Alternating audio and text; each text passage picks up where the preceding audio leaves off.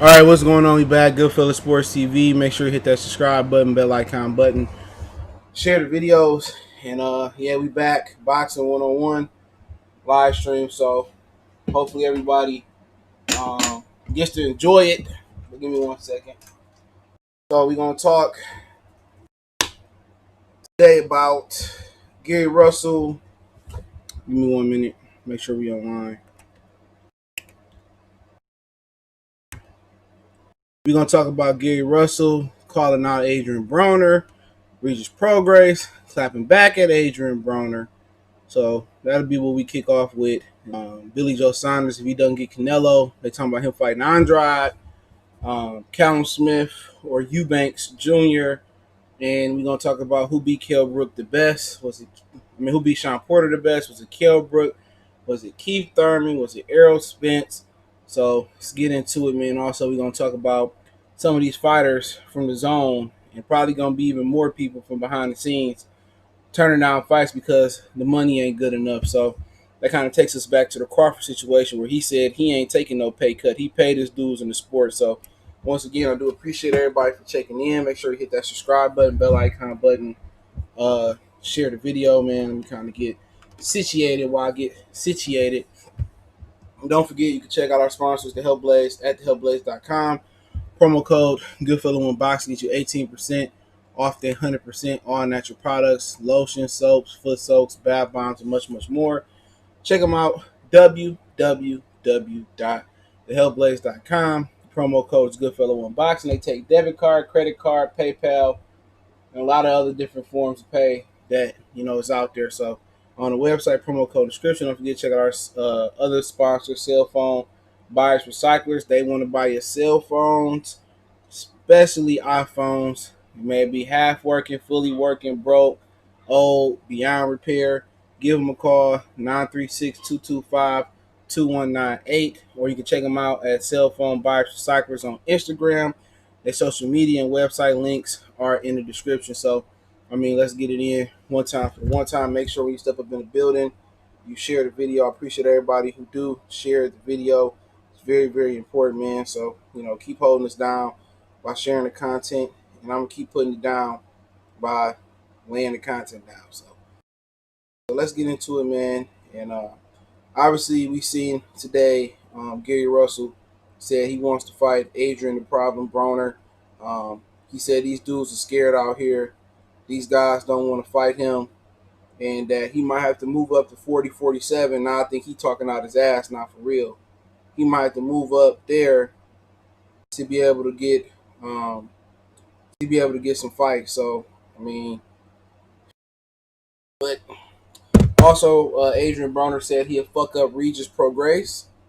LA 12 salute. He said he'll fuck up Regis Progress as well too. Regis clapped back and say somebody get this clown 10 million. I'm paraphrasing. Somebody got to get this guy 10 million so I can beat his ass. So Progress and Broner had a little thing going. I remember when Progress actually met. I remember when he actually met Adrian Broner's twin. I believe it was at the Mikey Garcia fight, or was that one of the fights when it was the Broners, Adrian and his brother's birthday, and Regis was talking to his brother, and he was telling his brother basically, that he was undefeated and he boxed. So Regis then came a long way before he used to be at. We could talk about Regis real quick. Obviously they claiming that Maurice Hooker ran. I seen Maurice Hooker at the B&B boxing gym. He got like a little gut. So he been enjoying his quarantine. You got to remember, he got like 10 kids as well, too. So, one of them baby mamas probably been cooking good for him. Or he got the same baby mama. They been cooking good for him. Do so nice salute. So I can see why he said he can't come down to 44 or 43 or 40 no more. And like I said before, every fighter should be that's around the 35, 47, 35, 40 neighborhood. They all should be gunning to go to welterweight anyway because that's where the money at. We can agree on that. No other smaller weight class has generated a bigger pay-per-views that I can remember than 147 pounds. So, Regis trying to chase Josh, trying to chase Jose. He said he wanted to be the first person to beat Errol. He called out Terrence. So all them dudes leading up to 147 pounds. So I didn't understand why he didn't fight Hooker at 47. Maybe, Josh Taylor kind of proved to him that he too small to be a 147 pounder. But him and Broner fight, I think it'll be closer than people get credit for. I think Regis could stop him, but Regis don't throw a lot of punches neither. Regis don't throw a lot of punches to land. Regis set shots up, or excuse me, he don't set shots up per se with other punches. He throws the land, and he may not be able to go deep enough in the combinations to stop Adrian Broner. You know what I'm saying? He didn't stop uh, Terry Flanagan. He did stop the other dude. I forget it, Relic. He did stop him. Obviously, he lost to Josh Taylor. So, really, what I was saying on Twitter is, everybody that Regis beat, Broner could beat. So his resume really ain't that good, and it's not per se his fault. You know what I'm saying? It's that politics kept him on the outside looking in. So in my opinion, I think it'll be a good fight. I think Regis could be a candidate to stop him, but when you look at what Madonna did, Madonna threw a lot of punches, and I believe he packed more punch and more strength than Regis. But then again, you're looking at an older version of Broner, so I think Regis might be able to do it. I think if he able to go to Adrian Broner body, and Adrian Broner ain't gonna throw but desperation counter shots back, so it could be a possibility. Now, one of the funnier things is that Gary Russell, who ain't been too fond of Adrian Broner since even when he was the can man, or a lot of people had him tried to put him at the end of a pound for pound list when he was at 135, stopping DeMarco and fighting down there fighting Escobedos and guys like that. Gary Russell said he didn't see it from Adrian Broner. He didn't think Adrian Broner was that good of a fighter. So at the end of the day, he kind of ain't really been a fan of Broner's style. So if Gary Russell and Adrian Broner do mix it up, it'll be interesting because if Broner lose this fight, Broner done. Straight up and down. If Broner lose this fight, it's just over with for Broner. And I really, really do agree. He should not agree with that. He should not lose to a dude like Gary Russell Jr. Gary Russell is a 126 pounder. He'd be jumping up 30, 35, 40, three weight classes, even if they do a catch weight at 38 or 37. If Adrian Broner go in there and it's remotely close, it's remotely close versus him and Gary Russell, he need to retire. Gary Russell called out Devin Haney. Devin Haney shook him off. Shit, why you ain't keep that same energy? You got that old head energy for Lomachenko. What's wrong with fighting Gary Russell? And today, Devin Haney announced that he's going to be fighting a top contender in the lightweight division. It's only two top contenders that I see that's going to be a step up. Lomachenko and Teofimo Lopez. Financially, Ryan Garcia be a step up, but really, he ain't proved shit either. So why not fight Gary Russell? Why not fight Javier Fortuna? Beating up Luke Campbell, that proves nothing to me. That might be the best win. People trying to overrate Luke Campbell because he fought Lomachenko. Before he fought Lomachenko, Loma was supposed to destroy this dude. He wasn't nothing. He had already lost to Yevgeny Mendy, lost to Jorge Linares. You know what I'm saying? They trying to pump Luke Campbell up. Luke Campbell ain't that good because he not aggressive. He got a beta male mentality. He don't sit down on his shots. He don't believe in his power. He don't punch through the target. So that's my whole issue with Luke Campbell, and he coming off a loss. So if Devin Haney do go in there and dominate him, well, Lomachenko already dominated him. And at the end of the day, when you fight Gary Russell, 26 pounder coming up to 35, it's a lose-lose situation. You supposed to dominate Gary Russell. You supposed to beat him. He's a smaller fighter. He's 5'4". You supposed to dominate him. And it's sad that Gary Russell in a position where he got to call out Adrian Broner. You feel what I'm saying? Because, he should be fighting Leo Santa Cruz. Really, he should have been fighting Oscar Valdez already. He should have been fighting Scott Quigg, Abner Mares, and Leo Santa Cruz, and Carl Frampton. All of them should have fought each other. No, none of them got shit to their name. To be honest, none of them. Abner Mares is one fucking punch to the eye to be done in boxing. Leo Santa Cruz, he still don't get no respect from nobody that know boxing. He's a hoe. Even if he go in there and lose the Tank, and then he turn around and want to fight Gary Russell. If I'm Gary Russell, I tell him to kick rocks straight up and down. Why would I want to entertain you after you got beat up by Tank? Now, if he beat Tank, that's a wholly different type of topic, the subject that we having. You know what I'm saying? Ryan Garcia talking all that shit. Gary Russell called him out too, Mr. 21 Strong Salute. He called him out too. He said, "What up?" Ryan Garcia ain't say shit. So at the end of the day, He on the Rigondeaux list. You know what I'm saying? They didn't whitelisted my boy. And you know, at the end of the, I don't know what Al Heyman got against Gary Russell. Make sure I hit the like button, share the video. I don't know what Al Heyman got against Gary Russell. You know what I'm saying? He treat all his brothers the same way. From Antonio to Anton Gary Russell Jr.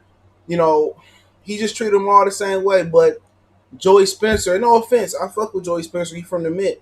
But Joey Spencer getting top spots. You know what I'm saying? He out here pushing all these fucking small fighters like King Tug and all these Ramirez's and all these Hispanic fighters. He pushing them. He putting Abner Mares on Fox. He like damn. I thought you was supposed to be a brother, but every brother ain't a brother. You know what I'm saying? You know, you look at the PBC setup and shit. Why is Mark? You know, offense to Marcos Villegas. I know he a racist though, because somebody told me so that I really trust. You know, why is Marcus Villegas, you know, fucking calling the scorecards? He don't know shit about boxing. Without interviews, Marcus Villegas, you know, numbers don't look too good. So just because you qualify to score a fight, come on, man. Fuck up out of here. Just because you got a 4K camera and some lights, that qualify you to call a fight, man, fuck that. Strap it down, fuck that. You know, but it's the way it is, man. But, you know, you talk about Al Heyman, it's taboo because people scared of what people going to say. I don't care what none of these niggas say about me. That's the issue. Everybody in society worried about what the next person think, what the next person say. And the next person that's thinking and saying shit about you, they dealing with their own demons. Dope fiend, weed habit, living in a fucking shack. Ain't got 2 bridge cards to rub in their name. Ain't got no stamps. Ain't got no money. Ain't got no food. And just, you know, miserable with life. That's why I don't worry about what the next nigga doing. I got my opinion. You can't be scared to voice your opinion. You can't be scared to post a comment in somebody's comment section, you know, and it's a valid comment because they gonna block you. Fuck them then. I said what I said about Al Heyman, bro. He ain't so black. And I'm gonna keep saying it to these dudes understand. Look what he doing to Gary Russell. How's it any different than what Bob Arum did to Rigondeaux? Tell me that. How's it any different than what Bob did to Rigondeaux? And at least Bob got Rigondeaux. Well, Bob didn't even get Rigondeaux the fight. No, Donaire volunteered to fight Rigondeaux against Bob Arum Will.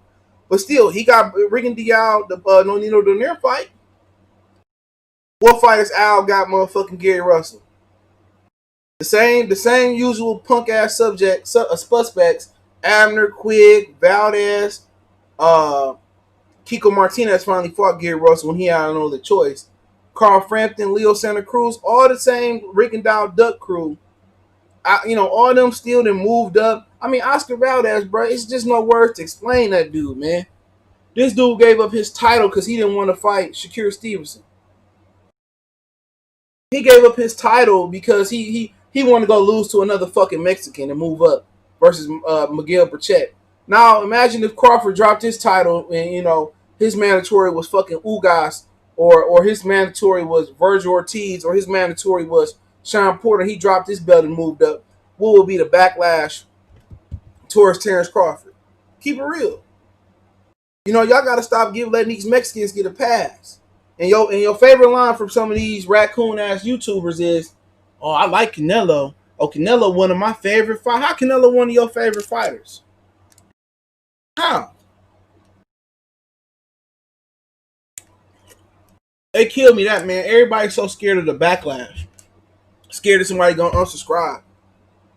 The truth always end up winning in the end. Whether it come in the form of financial, whether it come in a span of lifespan, or come in the form of duration. You know what I'm saying? Forget all that, man. That's a favorite word, man, to kind of keep the pot, you know, simmering. So it won't boil over and get too cold. Oh, Canelo, hey, dog, Canelo, my favorite fighter. Oh, yeah, I like Virgil Ortiz and this, that, and the third. And they supposed to be so black powered.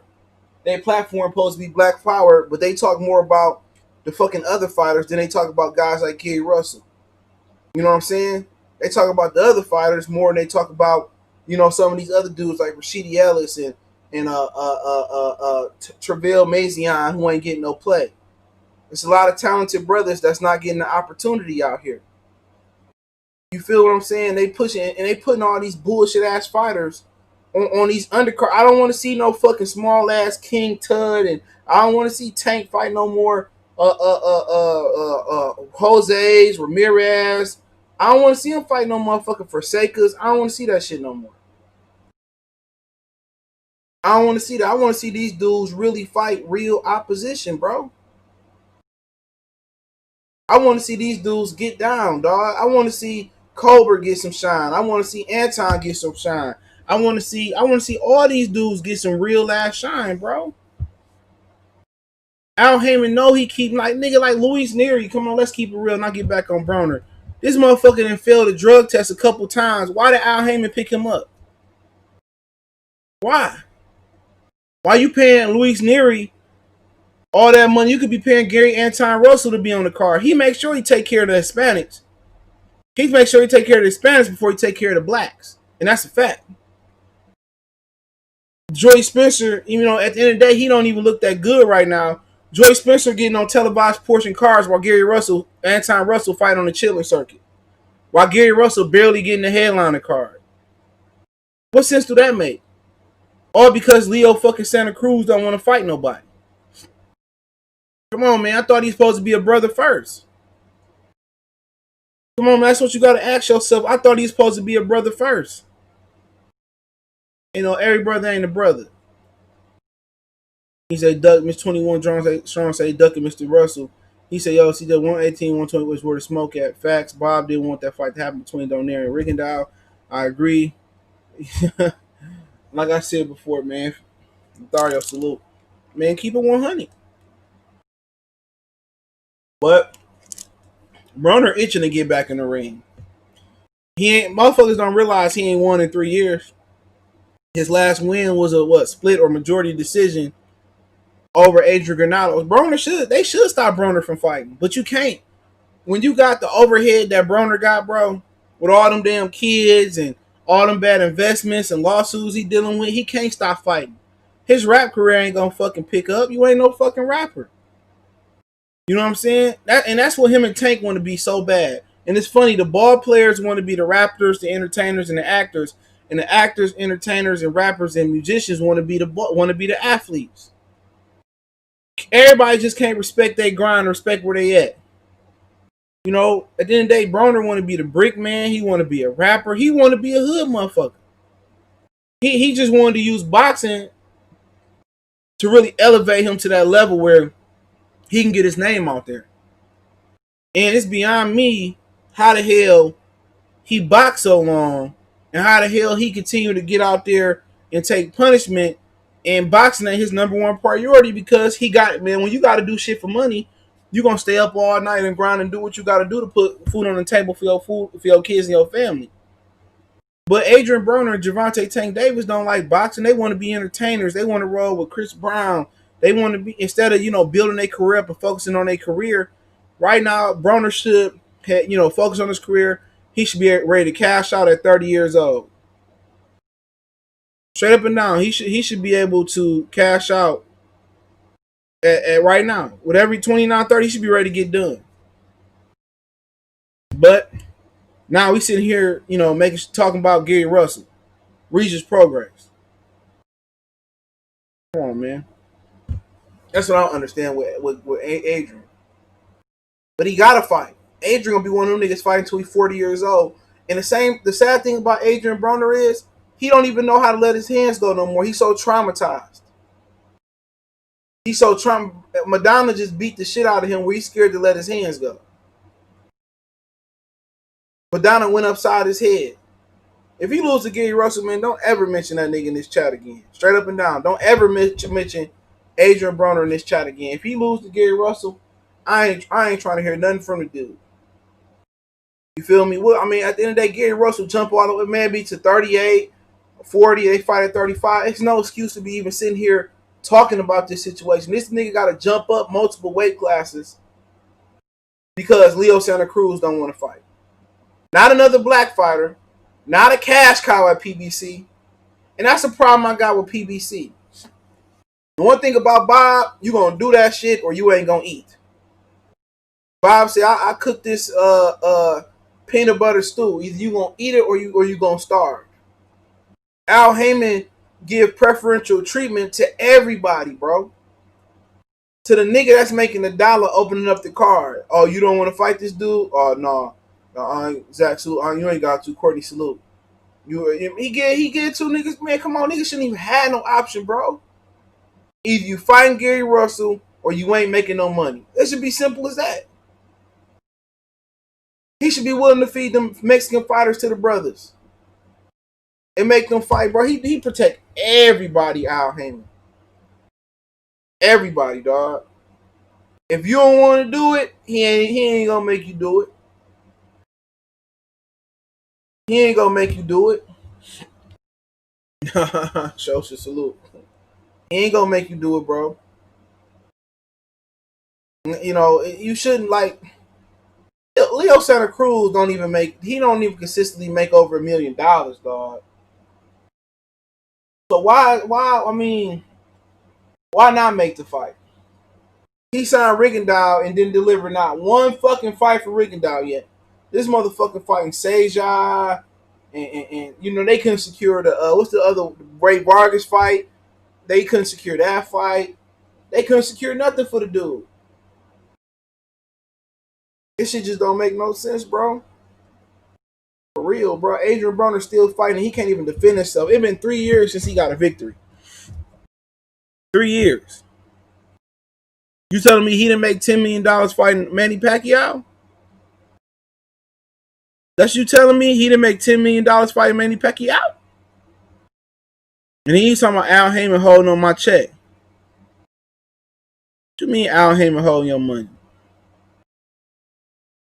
That's what I don't get. Hold on.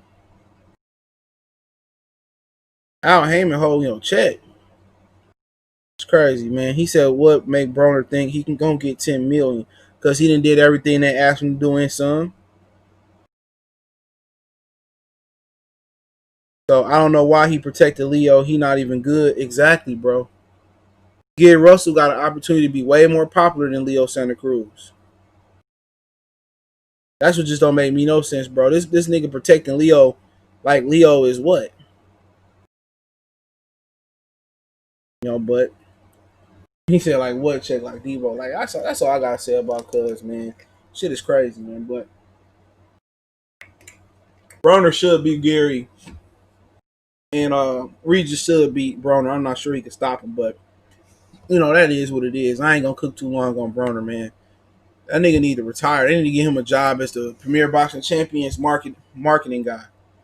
You know, but I also heard, let's spend a little bit of time here. Billy Joe Saunders, if he don't get the Canelo fight, which I heard like earlier this week, they going with Derevyanchenko. Okay. It may be a negotiation tactic, but I heard Derevyanchenko probably next. I'm guessing that fight gonna take place at 168 pounds for Canelo.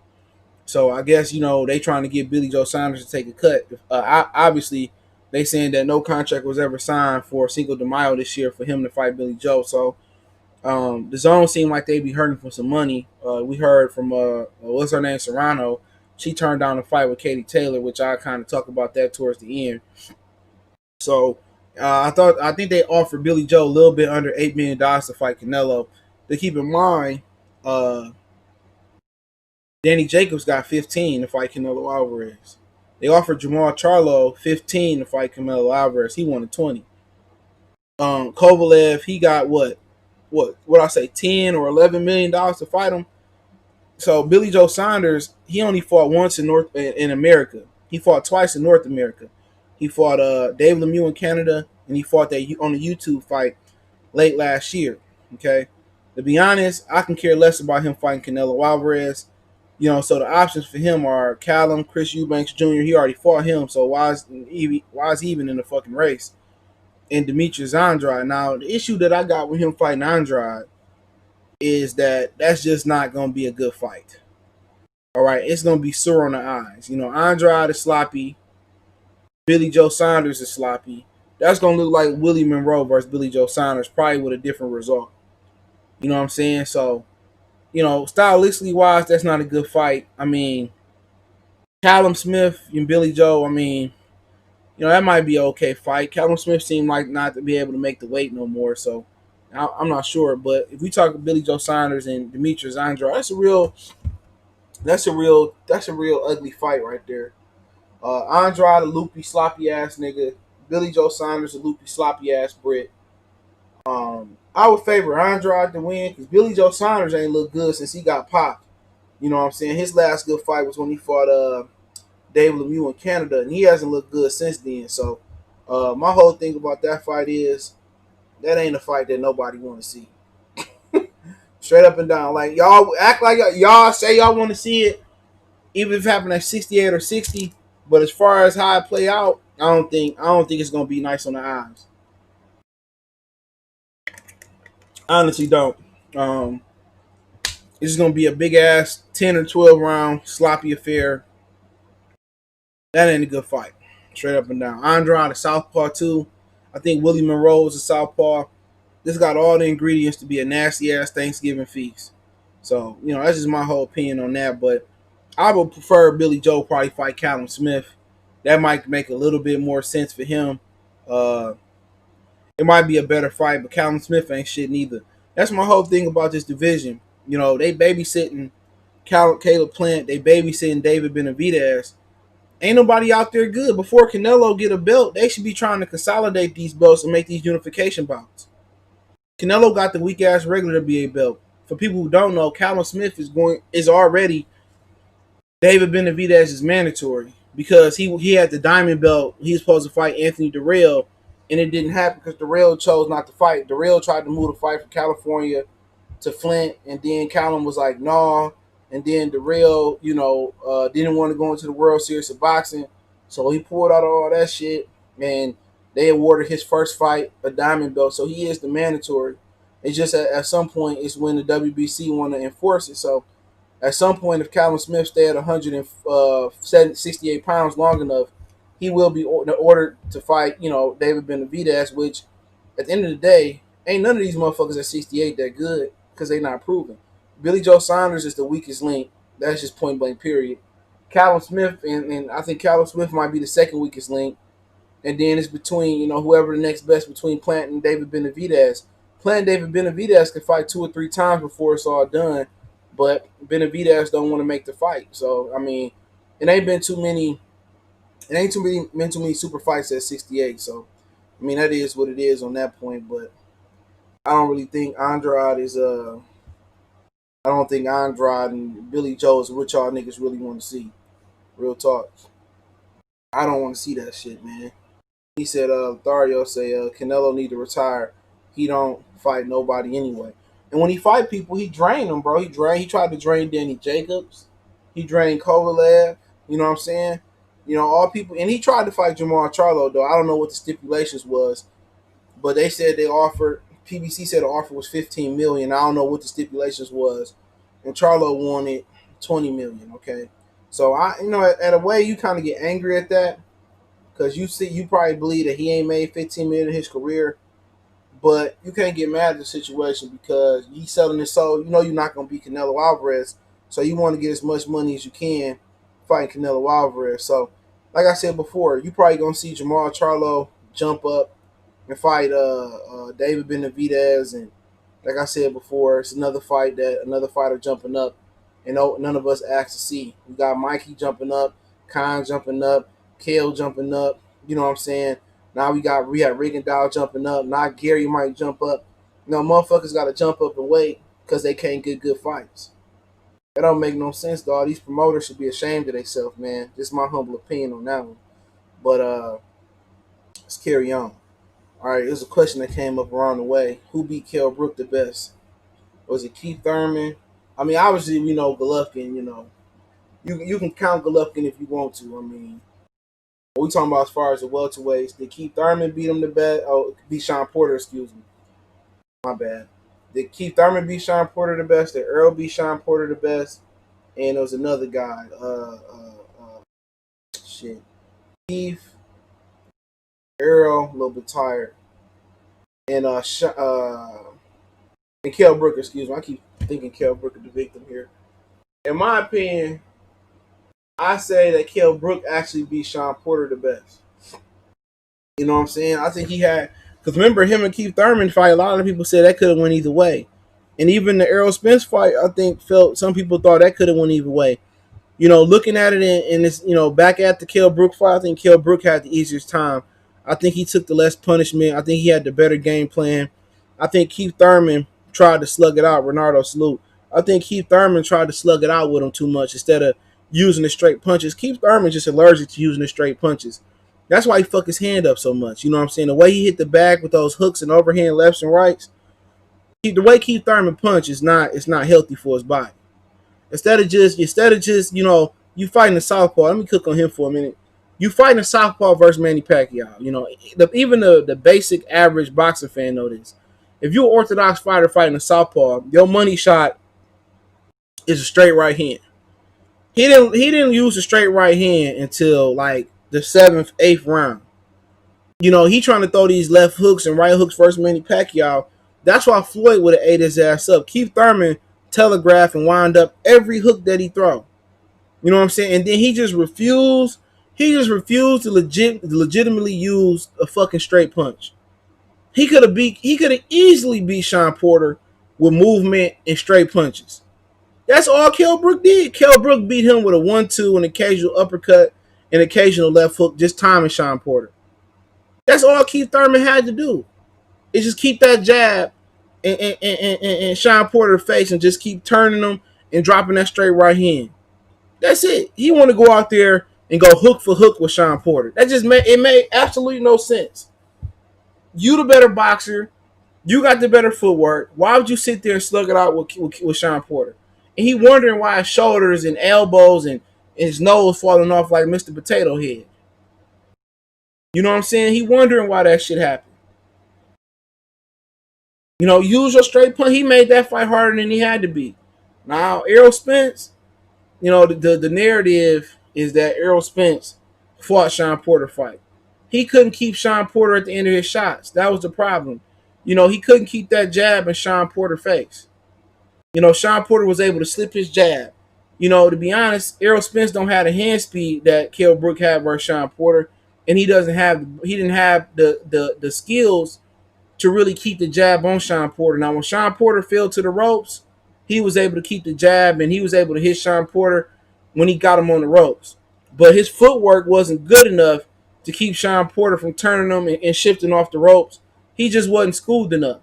A lot of times he would get Shawn Porter, trapped, and Shawn Porter would clinch, and Errol would go. He would stand straight up in the clinch, and Shawn Porter would use that and turn Errol Spence, and he would keep working again.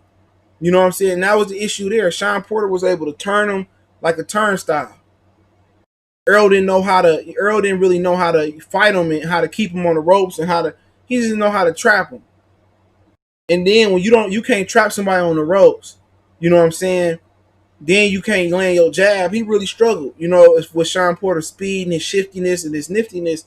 Kell Brook had it down packed, but I think Kell Brook had an advantage. He had sparred Shawn Porter before, and the way he was able just to time him with that jab, and he was hitting him with the straight right coming in.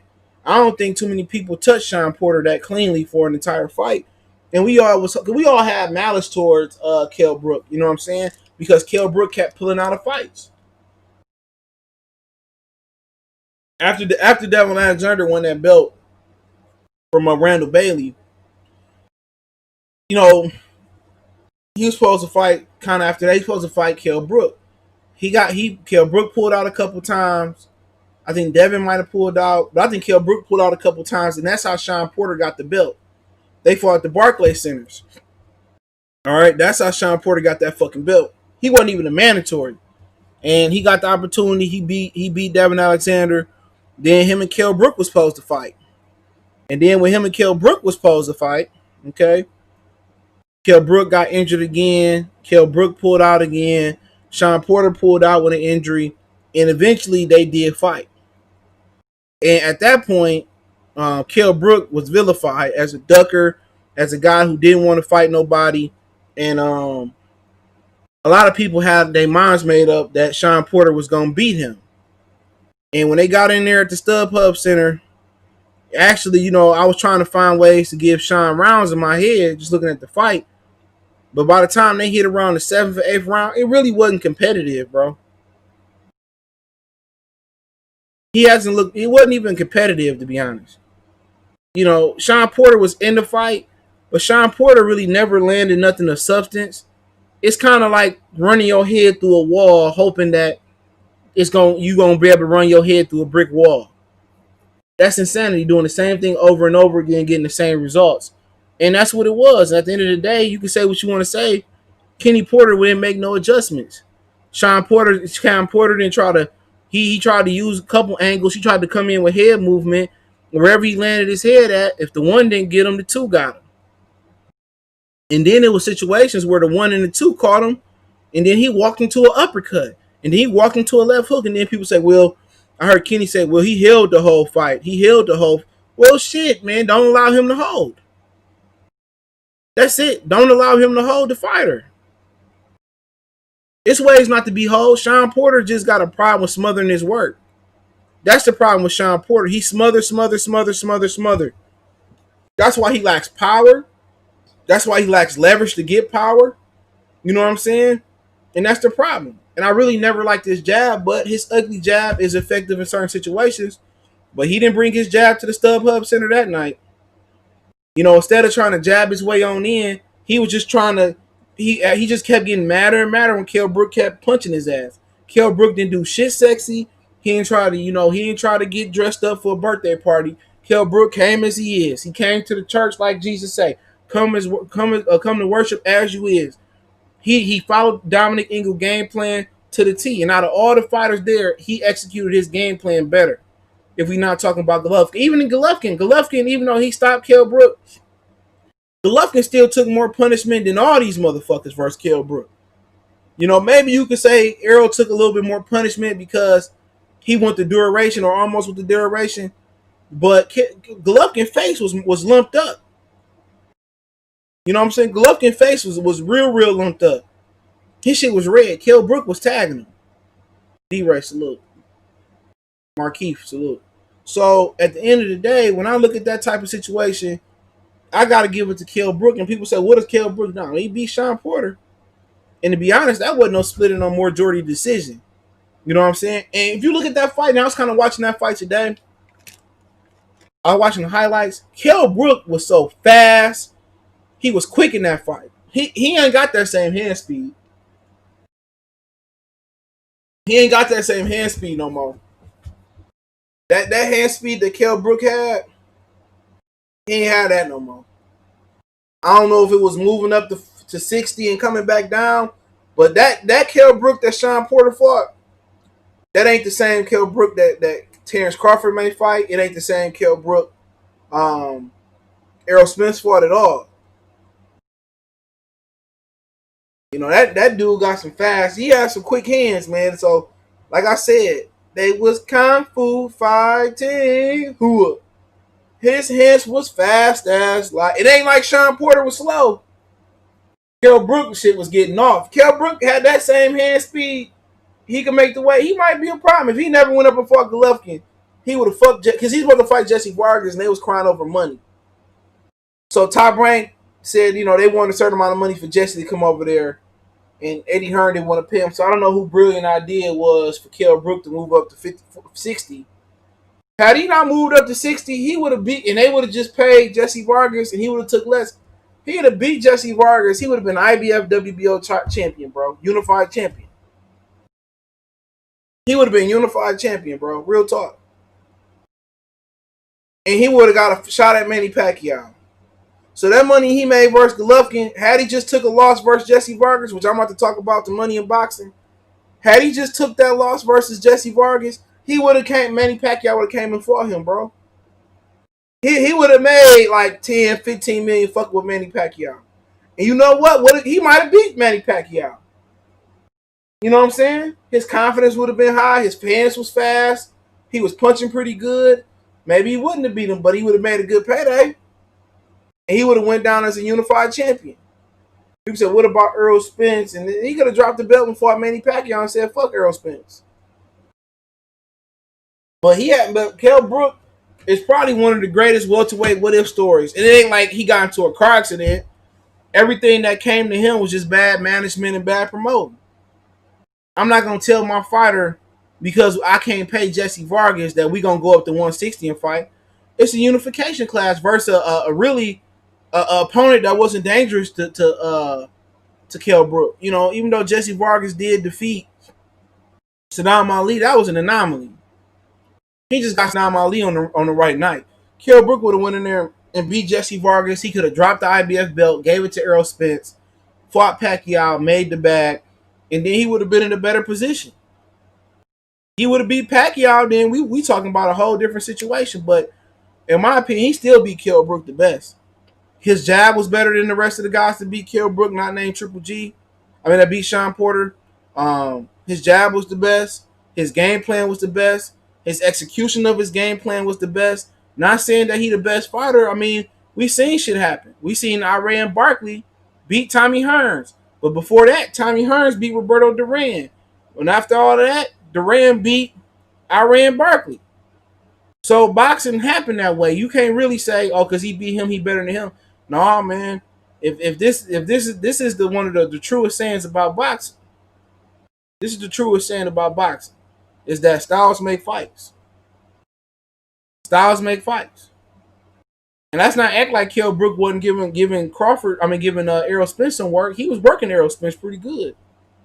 It's just that it wasn't to me, it wasn't just the eye that was broke. The difference in that fight, it was probably the weight cut from coming to 60, but the biggest difference in that fight was the pace. Errol Spence stepped the pace up, and Kell Brook can keep up. That's it. You know, if you want to have an excuse for Kell Brook, we can say the weight cut, but I'm not using the eye as an excuse because he just stepped the pace up. He couldn't fight at that high pace. You know, and that's Kell Brook. Kell Brook liked to fight at his pace, and that's one thing Shawn Porter couldn't do. He couldn't speed up Kell Brook. You know what I'm saying? And Keith Thurman, you talk about his performance versus Shawn Porter. He's just a stupid motherfucker. That's it. I mean, that's all I can say about Keith Thurman in that performance. Keith Thurman wanted to sit out here and slug it out. And now that Keith Thurman is gone. You know what I'm saying? That Keith Thurman is gone. You know what I'm saying? Keith Thurman now he want to win on points. That was the last fight I can remember that he slugged it out in.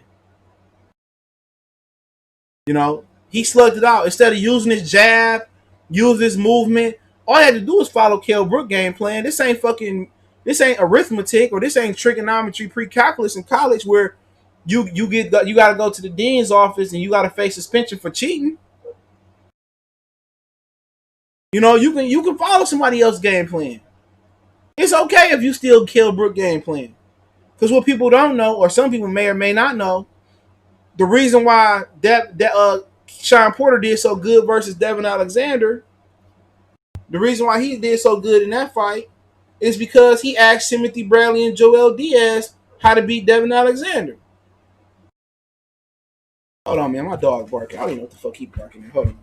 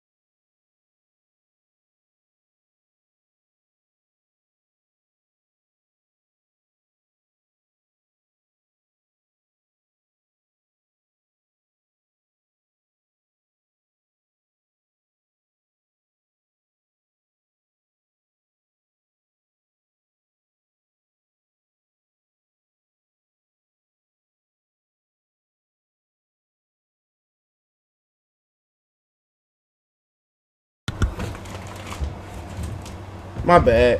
One dog was snitching on the other dog. Man, Mason got into some stuff. Bad. Boy. They wanted a small dog. This motherfucker is bad. Bad. What you shaking for? Badass dog. I don't know why people want small dogs. They bad. Bad. Where I was at, man. I apologize, man. I was wondering what the damn dog was barking for. This motherfucker done got into my shit. Man.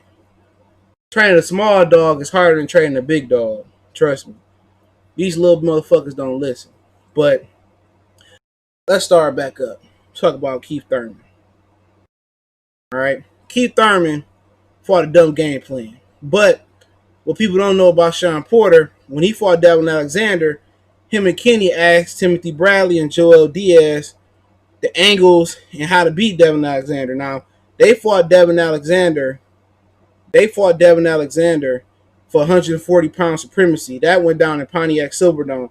That was a turning. And I don't want to kind of go into history, but that was a turning point for HBO boxing. All right, y'all getting bars, y'all ain't getting nowhere else. That was a huge turning point for HBO boxing. I say that because that represented the end of them promoting black versus black fights. That fight was so pathetic and bad. It was supposed to be stylistically, it was supposed to be for 140 pound supremacy, but what happened was Timothy Bradley's headbutting style and Devin Alexander's southpaw style, it made for one ugly fight, and it ended on a technical decision, which Timothy Bradley won. But that was the last fight that I can remember HBO promoted like a pay-per-view fight. They had a fake. Remember, most of the HBO fights they had come on, they did face-offs. You know, those was with paper. That was pay-per-views. They did a face-off. They did all type of promotion for this fight. You know what I'm saying? They promoted the shit out of that fight, and it flopped. And that was like the last great Black American fight that the HBO sponsored. You know, that really pushed like that. And they stopped pushing American fights and black fighters after that. And there was an accumulation of Mayweather trying to milk them, Al Heyman trying to milk them, and also Andre Berto kind of burning a lot of their money by not, by not becoming what that they wanted him to be. So that was a huge issue. So it's a lot of boxing shit that you're not gonna get nowhere else because a lot of these dudes don't watch boxing for real. I've been watching this shit. I remember the early Tyson fights, but the first fight I vividly remember was Evander Holyfield and Mike Tyson. You know, when he bit his ear off. So I've been watching for a long time, and I've been a hardcore fan of boxing. But that's what happened at HBO. After that happened, you know what I'm saying? HBO kind of took off into this Euro invasion after that. But that fight, you know, is what really the turning point was, and why they kind of went trying to push the white or the fair skin or the vanilla fighter, whatever you want to call them, and they stopped pushing the brothers. If you don't believe me, go back and do your history. You know, go back and do your history. But that's just that Kenny Porter know he not that good of a trainer, and he don't know everything.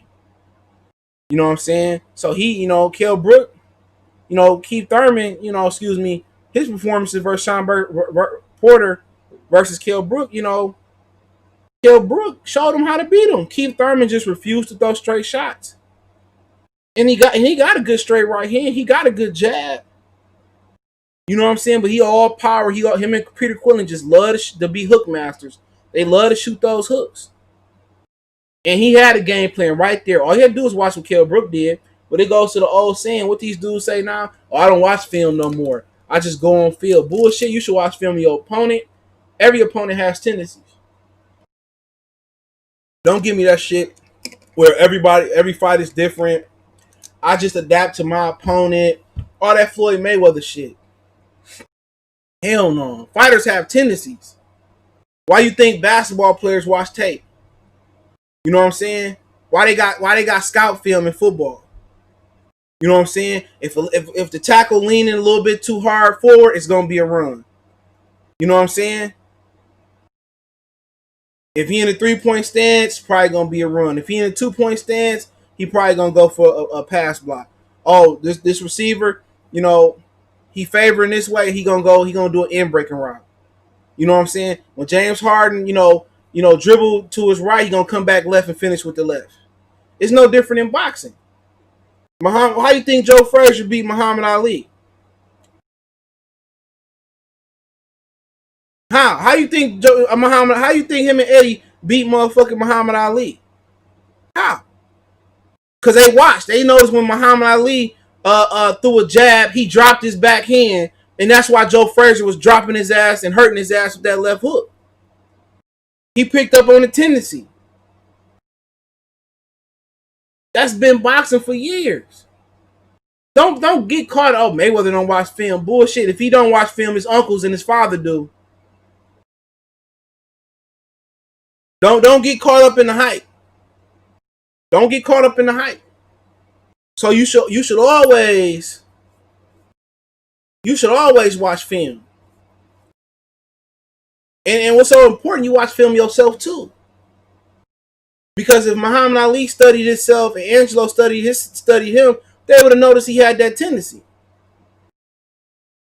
So when you get, I don't watch film, and I'm just, man, Keith Thurman could have made that fight a lot easier. And that's what happened with Keith Thurman. Keith Thurman ain't getting injured. I hear people saying, oh, Keith getting injured because he fighting above his weight, his natural weight class. And he get injured because he fight like a fucking idiot. The way he wound up on them hooks, just watching Keith Thurman, Kobe 2K fan salute. Just watching Keith Thurman hit the bag, I cringe. Look at him hit the bag. Look at his pocket in the bag, bro. He hitting the bag like a madman. You could just tell all the stress on his hands and his elbows and his arms and his forearms and his wrists go. He not punching the bag correctly. And when he punched these dudes, if you hurting yourself punching the bag, imagine you hurting yourself punching the human skull. Them ain't gloves ain't shit. You know what I'm saying? That's why you gotta wrap the hand. So instead of sitting out there and outpointing this dude and outboxing Shawn and then trying to take him out late, he'd rather sit here and go hook for hook with Shawn. That's why Keith Thurman body breaking down like Mr. Potato Head. You can take his mustache off, you can take his nose off, you can take his ears off. That's why Keith Thurman breaking down, not because he was on some type of PEDs or something of that nature. He started to try to, go the finesse way later in his career. It was too late. His body was already breaking down. He had awards with Diego Chavez. He got dropped by Brandon Hoskins. Instead of just doing it the correct way. When you got a fighter that don't use the jab, he ain't gonna age well. Ask Roy Jones. Love Roy Jones. You got a fighter that don't really perfect the jab. You can't be a fundamental marvel. You can't be a technical fighter without the jab. No matter how good your lead left hook or right hook is, if you Roy Jones. No matter how good your feint, your weave, and your bob is, and then punch is. You can't be a great fighter with it. You can't be a great technical fighter without the jab. That's the first fucking punch they teach you is a jab. Ain't no two without the one. Real talk. And that's what happened with Keith Thurman. Instead of jabbing and making the fight easier versus Shawn Porter, he made it hard. He fought Shawn Porter fight. Hear Brook say, shit, I'm going to slow this ass down. I'm going to set him up with the 1 and the 2. He going to run into this 1-2 all night. When he get close, I'm going to hold his ass, spin him out. Occasionally, I throw a left hook and an uppercut. Simple. Sometimes you just got to follow the basic recipe. Dough, sauce, cheese, pepperoni. Can't go wrong. They can keep Thurman. I'm going to add some oregano, some garlic butter palm. I'm going to add the triple meat. I'm going to add bacon, Canadian bacon, ground beef. I'm going to add these exotic pepperonis that I got from the paws. One time, Keith Thurman, we don't do nothing regular. I eat my pizza the way I fight. Exotic, unpredictable. And I don't like nothing just straight. Okay? I like to loop my pepperonis right on the edge of the crust and the sauce and the cheese. You know what I'm saying? So, it is what it is, man. with him, man. But like I said, I think Kell Brook, he had the best game plan on shutting Shawn Porter down. And like I said before, it was simple. But let's kind of talk about kind of end it off here. Cause I wasn't gonna stay on long, but I might end up staying on long if y'all got some questions. But Mason and chilled out now. I gotta get this little ass a cage, bro. I hate putting my dogs in cages, but these little motherfuckers ain't no joke. I can't believe he got into that little box. You know what I'm saying? But we love him. But the Amanda, what's her name? Amanda Serrano, right? I'm talking about women for a minute. I'm talking about Crawford and a lot of these different dudes that's gonna come back, right? Serrano was supposed to fight Katie Taylor, right? They were supposed to fight, I guess, on this Povetkin and Dillian White card. And I'm gonna read it. I think that was supposed to come up in August 14th. I think the date I got, or was the 15th? I don't know, whatever date it is. Somebody sent me the date, right? So apparently, Serrano said it wasn't enough money. Okay, she said Amanda Serrano team have put out a press release declaring the Katie Taylor fight is not happening. Eddie Hearn has been trying to rearrange it for a new White Povetkin card, but Serrano said I'm being offered a very low purse as if I was starving to death. So I'm reading some of the comments. This shit was funny on Michael Benson stuff. Fight Camp said the F for that, a 10 2-minute round women's fight that is not the co-main event worthy on pay-per-view. They say, and he from the UK. Another dude, Rich Glover, say they're aware that the purses are going to be lower with no gate, aren't they? So that's kind of the thing where I want to tap in right there. Is that now if you got women fighters complaining about their purses, imagine what type of fighters you got complaining from behind the scenes about their purses that's being negotiated. Joshua Greer just made $75,000 fighting a tough ass fight on a short notice opponent with Mike playing. And shout out to Magic Mike, you put in good work. So we got two women fighters that obviously, I guarantee you, everybody that's in here that's gonna watch the replay don't give a fuck about. Anybody in here care if Serrano and Katie Taylor do or don't fight? See, that's what you gotta understand. When you gotta understand your place in this hierarchy of boxing or in sports. You know what I'm saying? If your place is you pretty much, how can I say it? You're pretty much a necessity in boxing. You're not a staple in boxing. You're not Canelo. You're not Errol. You're not, Deontay. You're not AJ. You're not one of those guys. So, no, I mean, at the point is, if I'm Eddie Hearn, DAZN, Matchroom, Golden Boy, Main Events, Top Rank, ESPN, Premier Boxing Champions, Samson Boxing, TGB Pac Boxing, Mayweather Promotions, Ringstar Boxing, whoever the fuck else I missed, Ludabella Entertainment, Frank Warren's Queensberry Promotions. You know what I'm saying? You can keep going on and on with some of the smaller promoters. Look here, man. This is what I got for you. You take it or leave it. Straight up. If you don't want to fight now, it is Serrano. You don't want to fight for August. If something come up in September, October, I'll let you know. But this is what I got right now. Or ain't going to be no fighting on this platform. Where can she go? Where can she go?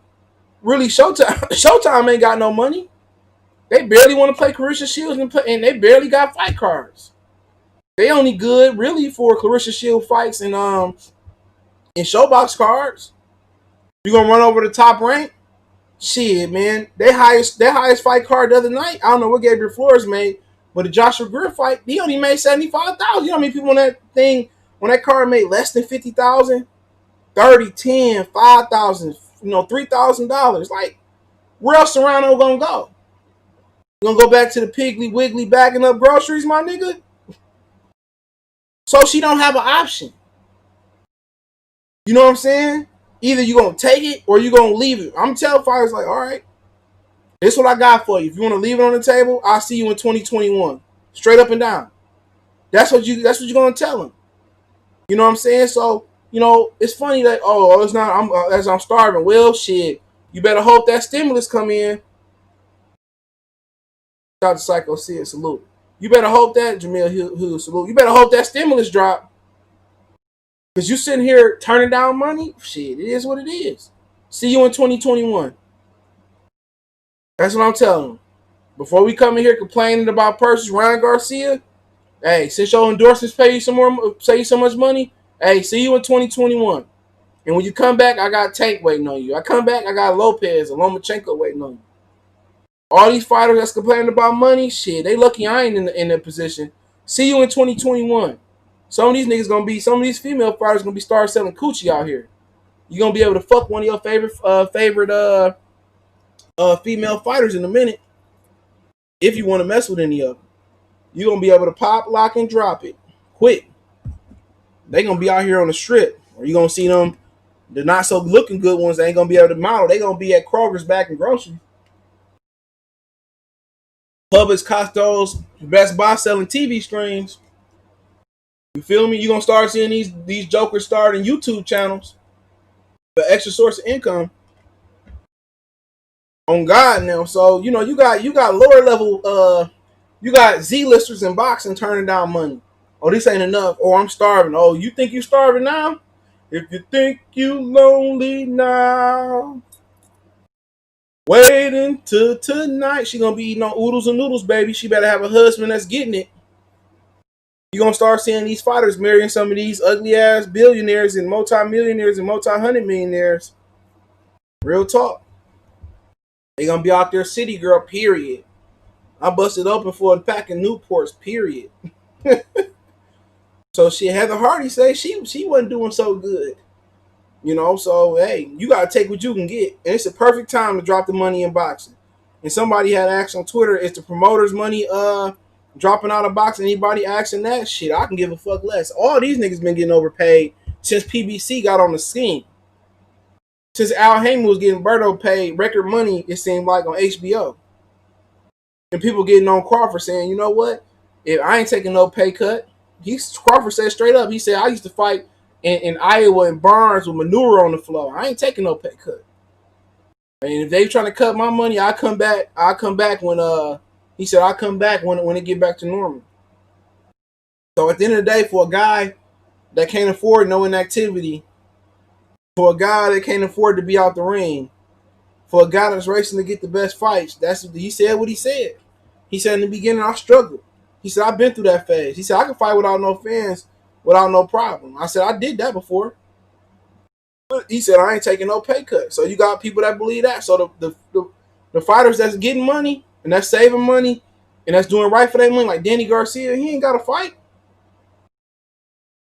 Danny Garcia made good investment. Tevin Farmer sound like he good. He said, he told Akin DeBar, whatever his name on the zone, he said he getting money. He said, man, if I go broke, I can just, refinance one of my houses and I can be good. And he owned a titty bar at one point. I don't know if he still owned a titty bar. He said, I'm good. You know what I'm saying? So you got some dudes that can really say, they ultimate hustlers. They only source of income ain't boxing. They ain't put all their eggs in one basket. And a lot of these dudes, they didn't move out to Beverly Rose, they ain't move out to Tahoe, they ain't move out to Long Island, or they ain't moved down to Miami, and they ain't got all these properties and these cars. Some of these dudes legitimately was prepared for situations like this. They live well below their means. And you always must live below your means. If you live in $100,000 lifestyle, shit, man, I live a $70,000 lifestyle, $50,000 in a year type of lifestyle, just to leave some cushion, some nice cushion, because at the end of the day, Serrano must be getting money somewhere else to be able to turn down a fight like that with Katie Taylor down. So you're gonna see a lot of that when they say, "Oh man, the best gonna be fighting the best." If the best gonna be fighting the best, it's gonna be for a pay cut around the board. A lot of these $2 or $3 million fights that they had in boxing, where Keith Thurman made $3.5 million fighting Bundu, Errol Spence made $3.5 million fighting Lamont Peterson. All that shit gonna come back to bite boxing and these niggas in their ass. Because those wasn't $3.5 million type of fights. But Al Heyman did this. When I can say, hey man, I don't want to fight whoop-de-whoop. And then Al can come back to me and say, well, you can fight whoop-de-whoop for the same money. Why would I even think if I'm Keith Thurman fighting Errol Spence? I made $3.5 million fighting Leonard Bundu. I probably made around the same amount of money fighting Robert Guerrero. Why would I even think of fighting Errol Spence for anything less than $10 million guaranteed? If I can fight Bundu, Guerrero, you know what I'm saying, and somebody else, you know what I'm saying, and make over $10 million fighting 3 easy fights, why I'm gonna fight one? Why I'm gonna fight one hard ass fight for $4 or $5 million when I can fight 3 easy fights and be able to semi-retire for 18 months and not miss a beat? That's what you gotta ask yourself. That's what you gotta ask yourself. So even if Errol Spence, I want to fight Keith. I want to fight Keith. If I'm Keith, I just probably made $15-12 million fighting Manny Pacquiao. Now I can go back to nickel and dime and making $2 or $3 million fighting this guy, that guy, this guy, the third. So when you don't have a dictator to make big fights happen, now you really gonna have a fucked up situation. Now Al Heyman really gonna dig in the pot. Now Al Heyman really gonna dig in the pot and have to see what he made of, to see if his investors gonna have a lot of money. The dog barking again. So it's gonna be some people that's not gonna take the money. It's gonna be some people that gonna have to pay what they're gonna have to pay. It's gonna be other people that's not gonna have to pay what they gotta pay, and that's what's gonna be what it is, straight up and down. So when you talking about the money in boxing may look funny, it's gonna look funny. It's gonna be a lot of dudes that's gonna be fighting a lot of tougher opposition for less money. And people say, "Well, what about the promoters?" I don't care about the money to begin with, but I care about a lot of these dudes getting big money for fighting nobodies. That just don't make no sense. So this pandemic shows you right. So if you able to turn down, they told Charlo he got to fight Rosario, but all we can offer you is $1 million. He turned it down, and they said, well, you're gonna have to wait till 2021. So be it. But Al Heyman gonna cave. Well, you can fight Jason Muhammad Ali, somebody that's ranked 30th in the WBC, and we'll still pay you $1 million. Man, that's the problem, bro. This is what happened when you let the fighter control their own career. This is what happened when you let your kids have a choice. Oh, little Timmy, do you want to eat tacos tonight with lettuce and tomatoes and taco seasoning, meat and cheese? Or you want to eat candy bars and Snickers? Little Timmy gonna say, shit, I want to eat me some motherfucking Snickers. And that's what Al Heyman doing with his fighters. So it's gonna be very, very interesting if Al Heyman can get his fighters to fight good fights for the low. Because Bob Arum can do it. Bob Arum don't give a fuck. Oh, you gonna take this fight? All right, we see you next year. Ain't nobody in a position to turn down on money unless you got multiple incomes coming in. So it's gonna be very interesting to see how Al Heyman gonna try to get his fighters to do it, or he gonna be able to come up with the money. Real talk. If he can come up with the money, then cool. So we'll see what happens. But anybody got some questions? He said they have a lot of TV days to fill. Yup. And what did it say on that contract that D-Ray that they put on that came from the lawsuit with Golden Boy and Top and BBC? Al Heyman said that Al Heyman, you can't make a boxing move without Al Heyman signing off on it. So all these niggas that's flashing their money and I'm getting money. Oh, PBC, we eating good over here. I made 10 times what you made, Ryan Garcia, over at Golden Boy. Come over to PBC. We gonna be seeing if them niggas still, eating the way they eating. A lot of them niggas leasing and renting houses and shit of that nature, bro. It look good. Real talk. We'll see. We will see what PBC put on, because a lot of PBC fanboys got a lot to say. Oh, look what Top Rank, they putting on trash and this, that, and the third, and Dana White talking shit. I can ask questions if I got any. Dana White can talk all the shit he want to. You feel what I'm saying? Dana White paying this motherfucking fighters crumbs. You got them doing 1 million pay-per-views and motherfuckers getting 2,500,000, shit, $5 million with no pay-per-view revenue on the back end. Of course you balling. Of course you can put the best fights on. It's a whole dictatorship. If we had that same dictatorship in boxing, it'd be over with. Dana White would be rolling in the big bucks. You know what I'm saying? Dana White can come back and put the best fights on. You know, if you ain't ready, Dana White gonna strip your title, strip your opportunity, and move on up to the east side and get to the next dude. So if boxing was like that with Al Heyman, you know what I'm saying, it'd be in a better position. But no, Al get these niggas choices. You don't want to eat broccoli or not, you can eat motherfucking Snickers bars. He baby these dudes too much, dog. So it's gonna be interesting. Al Heyman probably start selling kilos to pay these motherfucking purses, dog. Because he didn't rolls the money in boxing, and also DAZN. If we ain't gonna have no questions, also DAZN. They ain't got no money to pay nobody. If you can't pay Amanda Serrano, if you ain't got 100,000, if she complaining over 100,000, we'll salute. If she complaining over 100,000, you know what I'm saying? If you can't get her 100,000, and she can't be making complain over that, you can't pay her 100,000. That's sad. You can't pay Ryan Garcia. You can't pay him like 400,000. These motherfuckers ain't got 100,000 to throw around. All cause Canelo making $30-some million and they contractually obligated to pay him $30-some million. That's crazy. They paying AJ some bread. They paying Golovkin. Now this is what happens when you go above your means. Your overhead high. They got all these fighters that make DAZN have a high overhead and they ain't got no money. We talking about we can't even pay women purses. You know, we can't even pay women purses. You know what I'm saying? What's 100,000 to Katie Taylor and 100,000 to Serrano? They ain't even got 100,000 to throw around, bruh. They couldn't even give Ryan Garcia say, all right, man, we'll give you another 150. Or we can throw you an extra 200,000. That's what happened when your overhead is so high. When you pay Golovkin all that money to keep him from PBC and from ESPN, you pay him all that money, look at it. That 14 million, whatever, 4 million they paying in equity and 10 million they paying in cash or in check or debit, whatever, they don't look too good right now.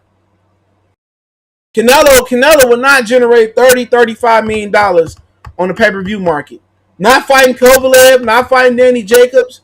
They overpaid him. And he should be making like 10 or 15 million per fight. He should be making what Golovkin making. Oh no, they didn't pay him. They trying to keep up with Al Heyman, not knowing Al Heyman going broke. Then Top Rank trying to keep up with Al Heyman, they going broke. And then Al Top Rank trying to push the money up even higher, they going broke. DAZN may not even have no fighters even go on right now. People talking about what Top Rank doing. Top Rank, they ain't got no choice. When you sign a promotional deal, it's either get down with Al or lay down. Or Bob, excuse me. There ain't no other choice. Ain't no other choice. Now the zone in position where everybody, oh, I need more money. They can't pay motherfuckers an extra 50, extra 100. They ain't even, how they gonna put on fights? Man, I need my check before I fight. So this motherfucker gonna bounce. Messing with the zone. Bounce diggity, diggity, diggity to the right. It's gonna bounce. Canelo gonna cash that DAZN check after taking the fight. It's gonna bounce. It's gonna bounce like Spartan. What Future says gonna jump out the pot.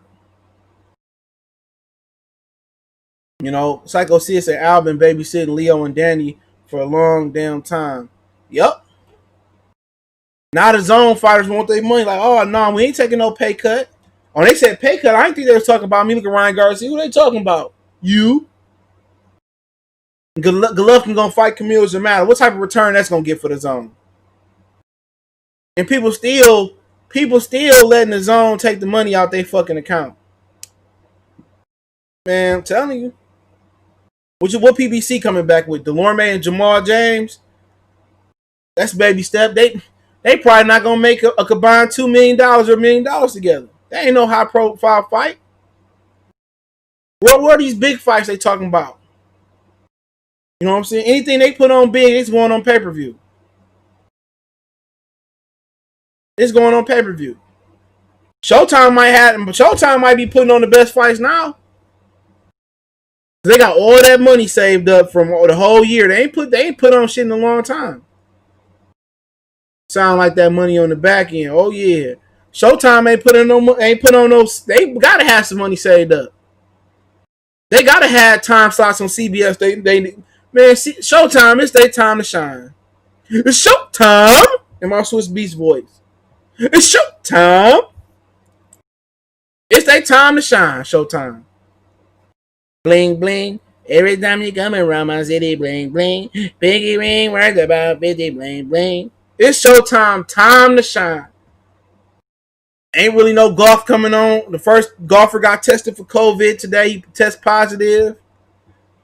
You know what they got to put on? Ain't no football, ain't no basketball, ain't no big three. Shit, CBS should be showing fights Tuesday. If they showing them Tuesday or Thursday on motherfucking on ESPN, they should be showing fights on Monday and Sunday and Saturdays. Then this Showtime time to shine right now. It's Showtime. It's their time to get on. They got all that money saved up. They can put some fights on CBS. They can put some shit. You might see your favorite fighter fighting on Showtime. Steven Espinoza got what? The first quarter of money put up. We already went through the second. He got money. Lisa, he's rich. He's rich. He really did it this time, Lisa. What? The boy's got his own money. Shout out to the niggas that know that. He said people ain't paying to watch boxing right now. You ain't lying. I ain't paying. I'm supposed to be a quote unquote hardcore fan. I ain't paying for that shit. I'm trying to double up on bills and shit of that nature so I could be good. That second stimulus drop shit. Hey man, I'm putting that up. Make them fights $20. Maybe people will buy shit. They might not. They might not. But shit, we in a position where they in a position where Showtime might shine, bro. Shine with the gun on my waist. Hopping out my Escalade. Tell them boys I'm not afraid to put on. Oh, makes you like them hot boy references way before you was born, son. Maybe you was somewhere listening to that in another life. But yeah, it's gonna be a lot of motherfuckers out, man. Amanda Serrano, if her husband ain't got it, she gonna be on the strip. You gonna be singing that Webby. Girl, give me that. Girl, give me that. Yeah, give me that. Oh. Hey man, you might fuck your favorite celebrity. You know what I'm saying? Forget fans only. If she got a fans only, she'll bust it open only. She'll bust it open. If she got a fans only, you can throw a couple dollars right now. If you want to tricking on some coochie right now, this your season.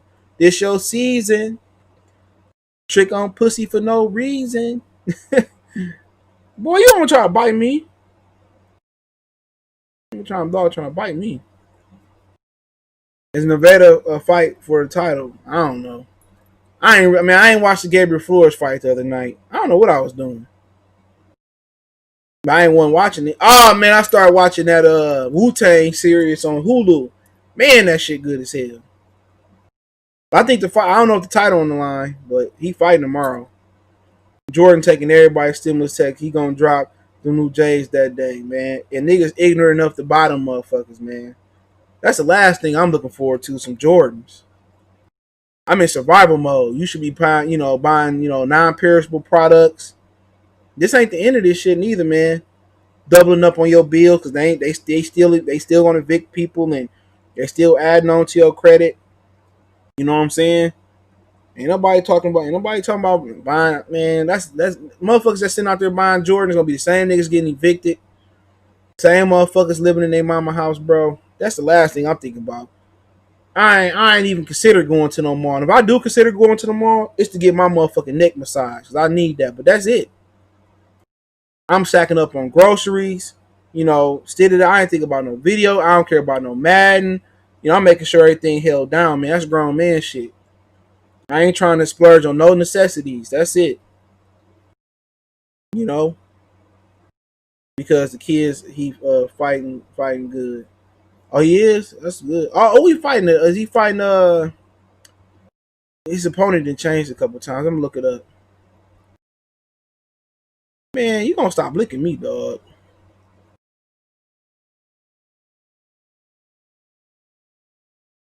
Hold on, look it up. Boy, you wouldn't be in the motherfucking arm. You wouldn't be in my arm if you wasn't eating all that bad food.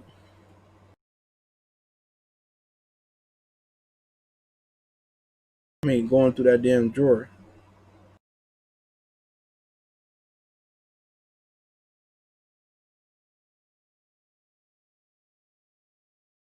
Oh, I'm trying to find this. Give me a minute. Give me a minute, man. Mason laying in my arm.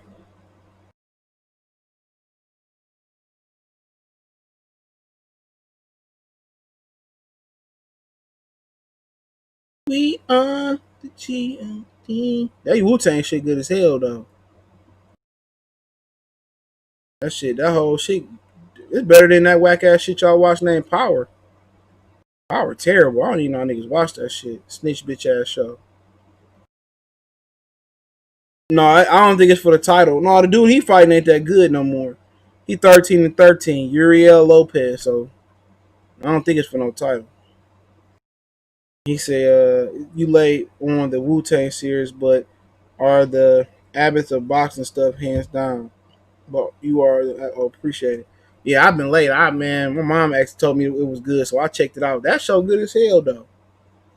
I gotta give it to him, man. Ghostface and Raekwon was trying to kill themselves, wasn't they? They were trying to kill each other. I mean, that's a good ass show. Shout out to MM Sports Talk. I ain't gonna lie. I know Snowfall good. It's on FX. FX really don't miss. But yeah, what fuck we was talking about? Oh yeah, pay per view. I ain't buying that shit. Only way I'm buying it, if AJ Wilder somehow get in the ring with each other, cause I ain't paying for no white man to whoop no nigga ass no more. Straight out, straight. I ain't white. I ain't about to go see.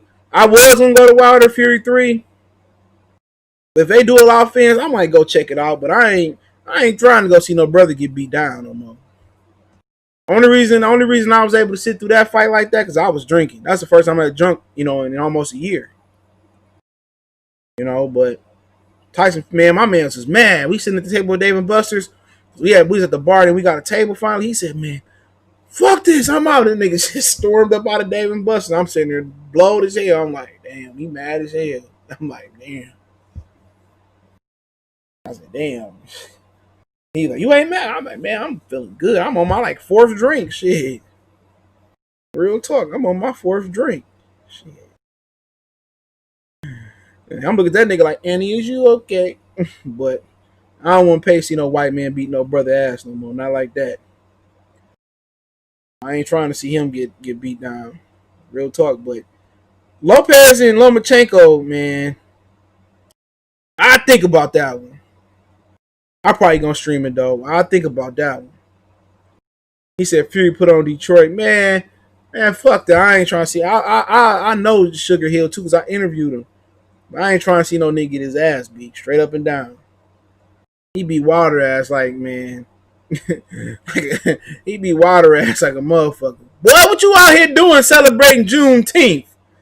Get your ass back in the slave house.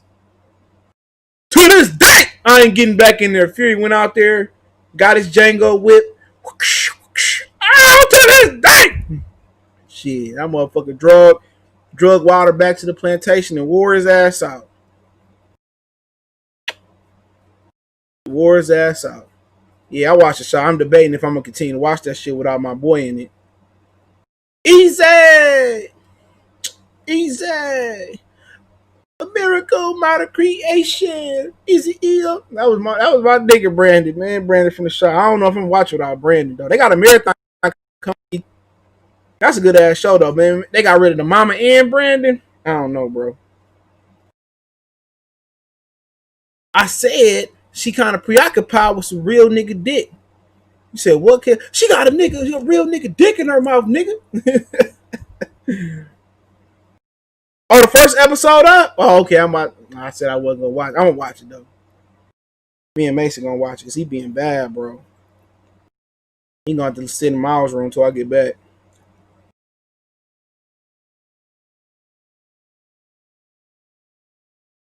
Man, can't really get rid of Brandon, bro. I miss my Uncle Charles. Any more questions before I get out of here, man? Any more questions? Want to spit on the mic, Mason? He don't want to say nothing on the mic. Mason be dropping bars on these streets, man. Appreciate y'all for checking in, man. Keep sharing the videos. Thumbs up. He said Brandon was the man. Yeah, he was the best actor. You see how they trying to destroy his character? They trying to destroy my man's character now, saying that he got caught with the work and the strap in Mississippi. Come on, man. Wilder getting the trilogy. You think he don't win it? I hope he win it. Hope he win it.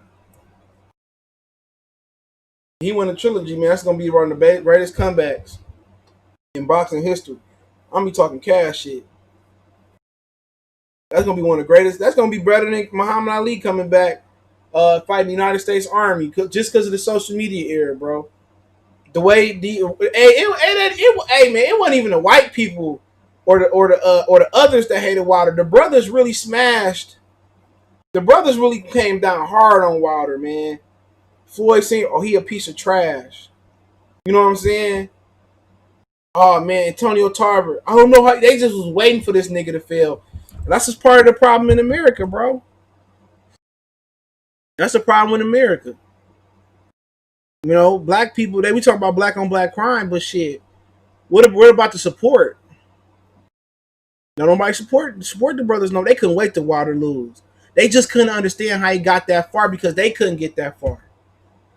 Come on, you can say what you want to say. Deontay Wilder made it further as a boxer than Floyd Sr., even if he didn't get shot. He made it farther than Antonio Tarver, and I love Tarver as a commentator. Come on, Tarver got popped for Pez. When did Deontay got popped for Pez? Come on. Who the fuck did Mike Tyson beat? Who? Don't give me Larry Holmes. Larry Holmes came off his couch retired. He didn't beat Foreman. He didn't beat Holyfield. He didn't beat Lennox. He didn't beat Bo. Who did he beat? Trevor Burbick? Michael the Jinx Spinks is one of the greatest light heavyweights of all time. Okay, he beat him. You want a fucking cookie? So don't get me trying to sit here and try to dissect Deontay Wilder's career. We could talk about a lot of these dudes. They just mad because they ain't get the money Wilder get. And you would think they'd be happy for a nigga like Wilder. You know, AJ is I'm telling you, man, you gotta watch out for niggas like that, bro. And there's no offense to AJ, you feel what I'm saying? But they'll take up for AJ. Oh man, AJ's a great fighter. But that's the problem. We always trying to outsource. We can never plug in with each other. Even in a situation like this, it don't cost you nothing. It's some of the stupidest motherfucking takes that boxers and trainers be having. Was it to support Deontay Wilder? It's free.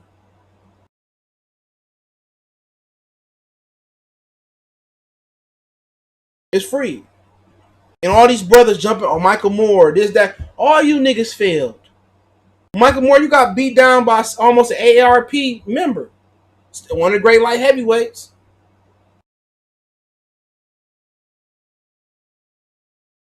It's sad though, bro. It's real sad, man.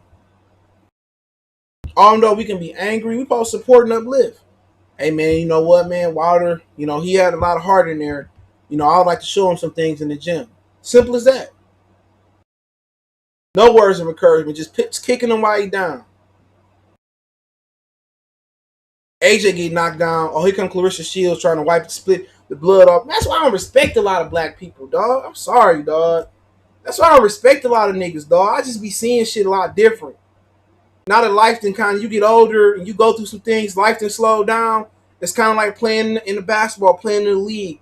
You know what I'm saying? Once you get to that point where the game is slowed down and you can read it, and you can, you can look through the game, you can decipher everything slowing down, so you know how to.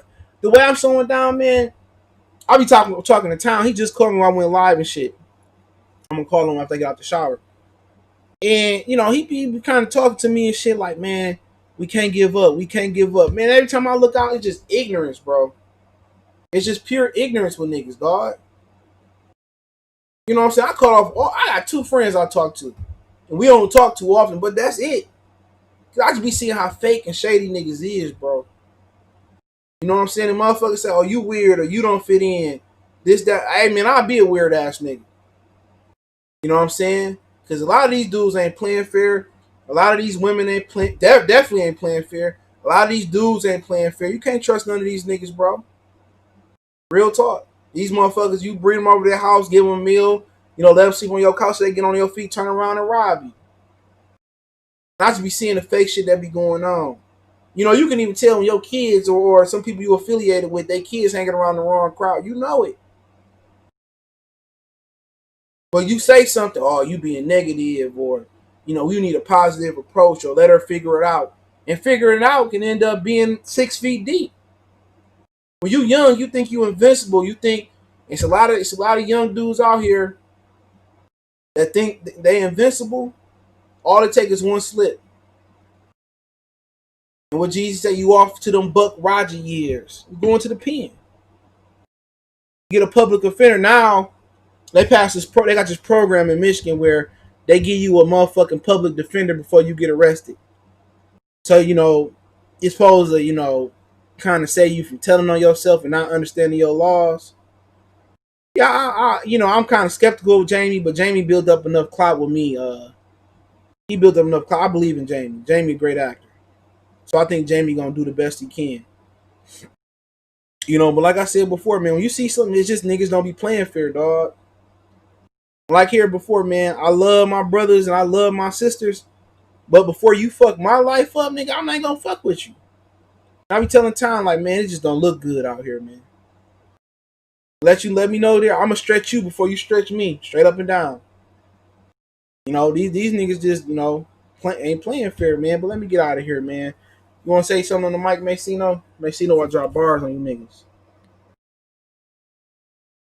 He ain't got nothing to say.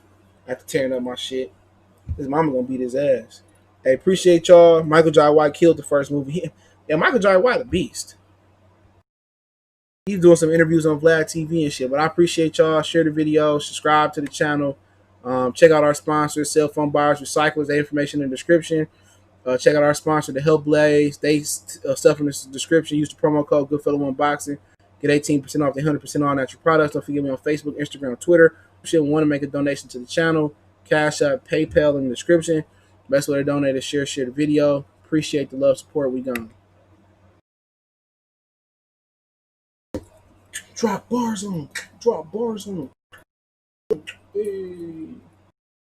Come on, Mason, say something, bro.